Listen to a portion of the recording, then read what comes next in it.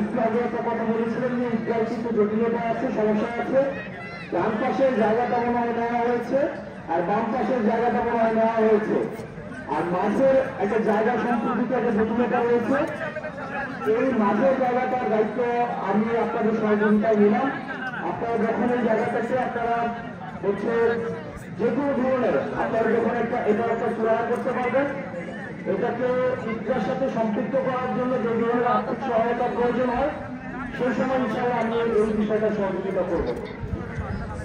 আর ঈদগাহের মধ্যে সবচেয়ে বিশেষ গুরুত্বের এই রসুলপুর ইউনিয়নের সবচেয়ে গুরুত্বপূর্ণ এই গোপালনগর গ্রামের এত সুন্দর একটা ঈদগাহ, একটা স্কুল, একটা হাই স্কুল, একটা হচ্ছে মসজিদ, পাশে হচ্ছে এত সুন্দর ওয়েল অর্গানাইজড একটা কবরস্থান, এত বিশেষ সুন্দর দেবিদ্বার উপজেলার কোনো ইউনিয়নে নেই। তো এগুলো রক্ষণাবেক্ষণ করার দায়িত্ব আমাদের। এগুলো আমরা রক্ষণাবেক্ষণ করবো যাতে করে এই বিষয়গুলো, এই সম্পদগুলো কোনো ধরনের নষ্ট না হয়।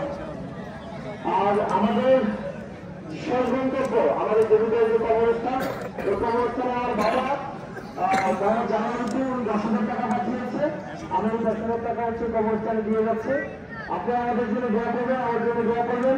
আল্লাহ যেন আমরা হেদায়েতের উপরে, আমরা হকের উপরে, হালালের উপরে, সত্যের উপরে, অন্যায়ের বিপক্ষে যেন আমরা সবসময় থাকতে পারি এবং আমরা একটা সুখী সমৃদ্ধ দেবিদ্বার যেন করতে পারি।